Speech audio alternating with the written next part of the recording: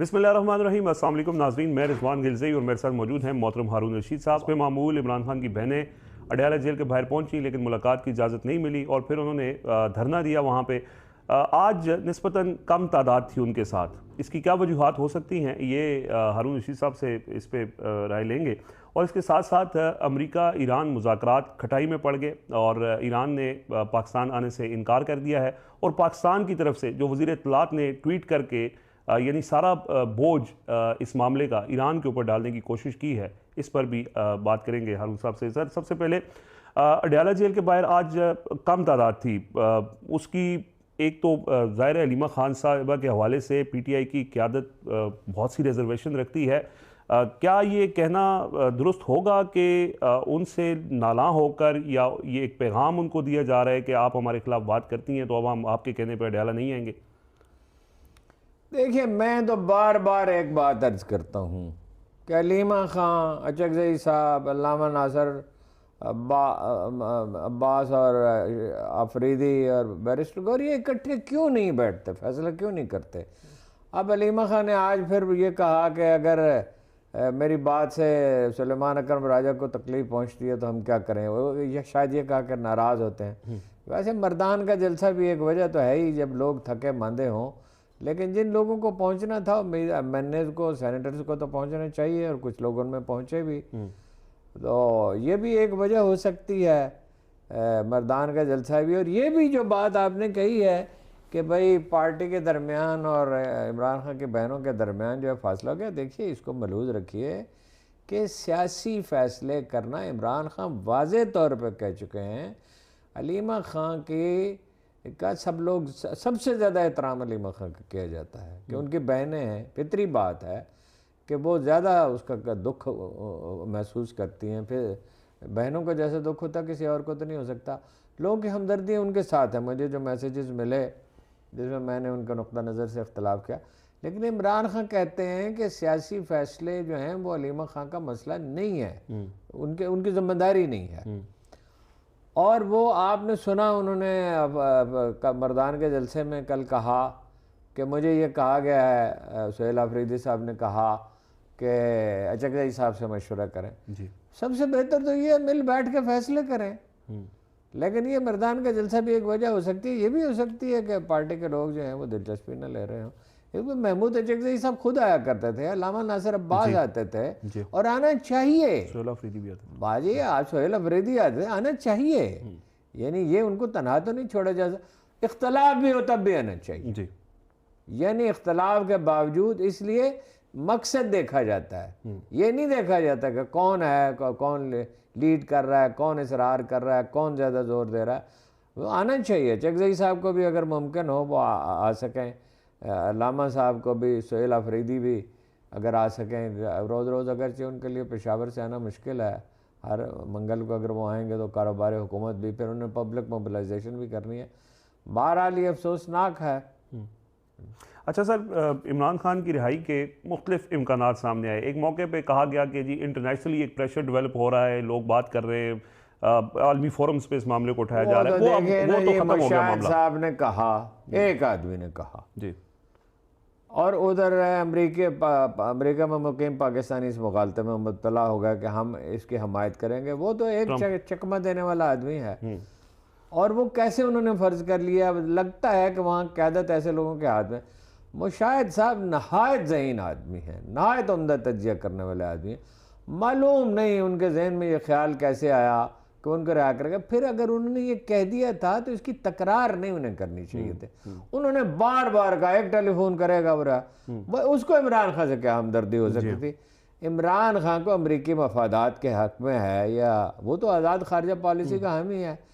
लेकिन भाई वो मैं इनकी नीयत में नहीं ज़ाहिर कोई शुबह करता है मुशाहिद साहब की, ना उन पाकिस्तानियों की जिन्होंने ये समझा। ज़ाहिर वो एक चकमा देने वाला आदमी उसके चकमे में आ गए।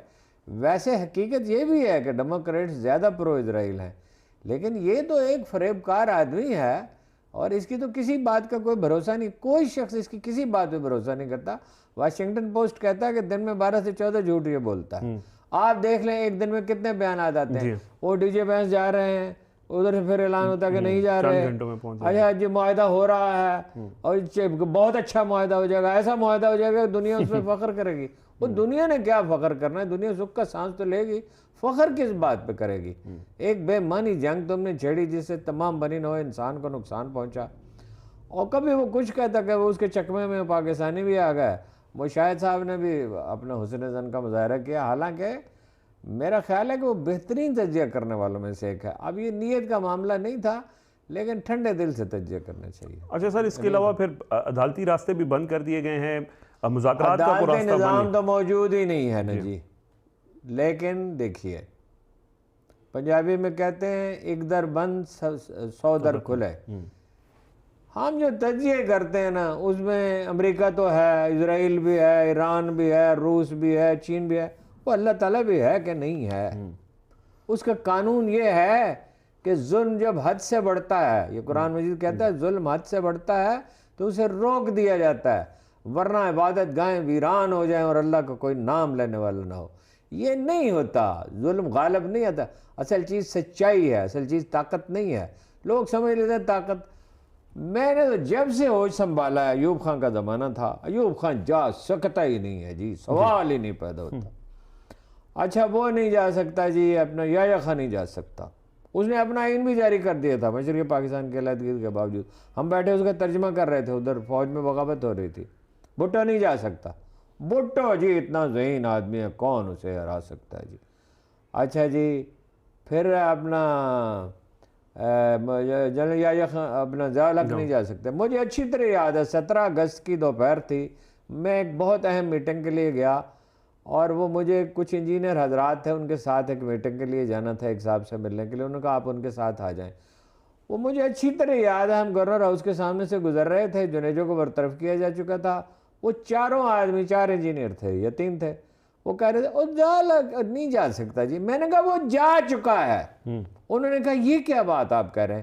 میں نے کہا بھائی جنیجو کے جانے کے بعد جو اینٹی پیپلز پارٹی کنسٹیچوئنسی تھی وہ بکھر گئی ہے, شدید مایوسی ہوئی ہے. پھر اتنا طویل عرصے کے اقتدار سے لوگ اکتا جاتے ہیں, پھر اس فیصلے پہ لوگوں کو بہت رنج ہے, اس کو جانا پڑے گا. مضمون بھی لکھا جو اسی وقت چھپ گیا کہ this is beginning of the end, ختم ہے عمران خان کا. مجھے یاد ہے ایک بڑے مشہور اخبار نویس, وہ بڑے مجھ سے ناراض ہوئے کہ یہ آپ نے کہاں سے فتویٰ دے دیا. ابھی جب اس میٹنگ میں ہم بیٹھے تھے تو ایک صاحب نے دروازہ کھولا اور کہا, اور وہ میٹنگ میں میں یہی کہہ رہا تھا کہ میرے اندازے میں تو بعض اوقات ظاہرہ اندازے درست بھی ہوتے ہیں اگر آپ ٹھیک توجہ سے کریں, ٹھنڈے دل سے تجزیہ کریں. تو میں یہی کہہ رہا تھا کہ ضیاء الحق نہیں بچ سکتا. تو اتنے میں دروازہ کھولا اور پتہ چلا جہاز کریش کر گیا. انہوں نے میری طرف غور سے دیکھا, وہ جو صاحب تھے بڑے اہم آدمی تھے. میں نے کہا آپ مجھے جانتے ہیں, میں بم تو نہیں بناتا, نہ میں نجومی ہوں. جو ایک سیاسی تجزیہ تھا, اتفاق سے ٹھیک ہو گیا. او بھائی یہ جائیں گے, یہ ایک جعلی حکومت ہے, اس کی کوئی بنیاد نہیں ہے. ٹھیک ہے, دیکھیے برگد کا درخت 1000 سال تک کھڑا رہ سکتا ہے. اس کی وجہ کیا ہے؟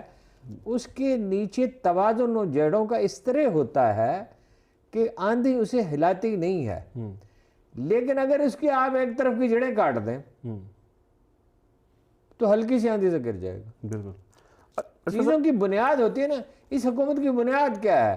منی لانڈرنگ ہوتی رہے گی, امن و امان نہیں ہوگا, ملازمتیں پیدا نہیں ہوں گی, مہنگائی بڑھتی رہے گی, عام آدمی کی زندگی اجیرن ہوتی رہے گی. تو ان کو جانا ہے, یہ نہیں رہ سکتے. عمران خان کی رہائی خدائی قانون ہے, خدا کا قانون نہیں بدل سکتا, ہر چیز بدل سکتی ہے. سر نہ مذاکرات کی کوئی صورت بن رہی ہے, نہ ایجیٹیشن کا وقت ہے, تو کیا نہیں, میں نہیں کہہ سکتا کیا ہوگا. ٹھیک ہے, یہ سب باتیں صحیح ہیں. مذاکرات ویسے تو میرا خیال ہے کہ پس پردہ کچھ بات چیت ہو رہی ہے. اب وہ کس نیت سے ہو رہی ہے, چکمہ دینے کے لیے ہو رہی ہے, کس لیے ہو رہی ہے. لیکن جب وہ تو لوگ کہتے ہیں 90%, لیکن کم از کم 70-75% ووٹ تو ہیں, اتنے ہی ہیں جتنے قائد اعظم کے تھے. اگرچہ میں قائد اعظم سے ان کو معذرت نہیں کرتا. بھائی ان کو جانا ہے, جیسے بھی جائیں گے.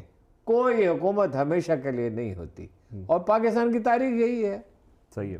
اچھا سر, مختصراً ایران کے حوالے سے ظاہر ہے ایران نے انکار کر دیا. پاکستان کا جو وزیر اطلاعات کا ٹویٹ ہے اس سے بھی یہی اندازہ ہوتا ہے کہ پاکستان کو بھی اس سے بہت پرابلم ہے. انہوں نے امریکہ کے حوالے سے تو بہت زیادہ اعتراضات نہیں کیا, حالانکہ امریکہ نے آج بھی ان کی طرف سے کوئی اس طرح بہت زیادہ کیا نام ہی نہیں لیا, بہت زیادہ کیا سارا ملبہ ایران پہ ڈال دیا کہ ایران نہیں آ رہا.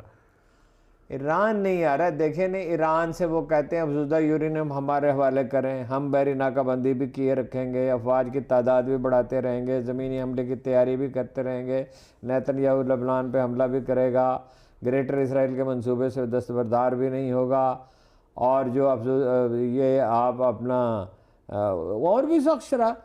ایران جو اس جنگ میں جس کو برتری حاصل ہے, اور وہ یورینیم کیسے حوالے کر سکتا ہے؟ یعنی پوری لیڈرشپ ایران کی جو اپنے آپ کو عوام کے سامنے یعنی وہ کر لے, یعنی مسترد ایسے حالات پیدا کر دے کہ ایرانی عوام اسے مسترد کر دیں اتنی موٹیویشن کے بعد. تو مذاکرات ہو سکتے ہیں, اب بھی لیٹ نائٹ بھی کچھ بھی ہو سکتا ہے. میرا تو خیال تھا کل رات فیصلہ ہو جائے گا, لیکن یہ عجیب دنیا جو ہے وہ پاگلوں کے حوالے ہو گئی ہے.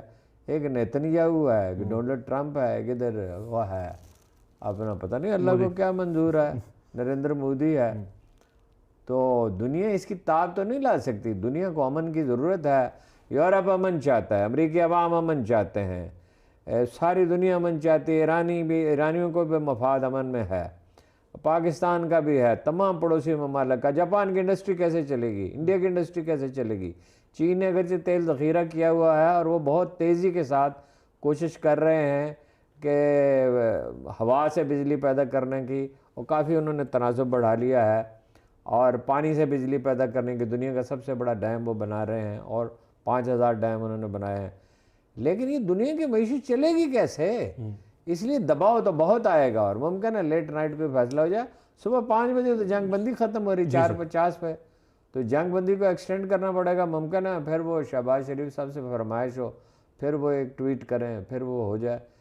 امکان تو ہے کہ لیکن سر امریکہ بھی تیاریاں کر رہا ہے. ایران کی طرف سے بھی یہ کہا گیا ہے کہ عرب ممالک کے شہری محتاط رہیں, یعنی وہ اٹیک کر سکتے ہیں امریکی اڈوں کے اوپر. تو کوئی سر پھر اگر دوبارہ دبئی سے لوگوں سے کہا بھاگ جاؤ یہاں سے, جی جی جی سرمایہ کار پروفیشنل سب بھاگ جائیں. اور وہ مڈل ایسٹ میں تو امن کا تصور ہی نہیں رہے گا. جی امریکہ تو چاہے گا کہ عرب ممالک شریک ہو جائیں, لیکن قطر نے انکار کر دیا ہے. عمان پہلے ہی غیر جانبدار تھا. سعودی عرب جو ہے میری اطلاع یہ ہے کہ مذاکرات کر رہا ہے خاموشی کے ساتھ, اس لیے کہ جنگ میں سب کی تباہی ہے اور صلح میں سب کی بھلائی ہے. بے شک. سر بہت شکریہ آپ کے وقت کا. اپنا فیڈ بیک ضرور دیجیے گا. مجھے اجازت دیجیے. اللہ حافظ.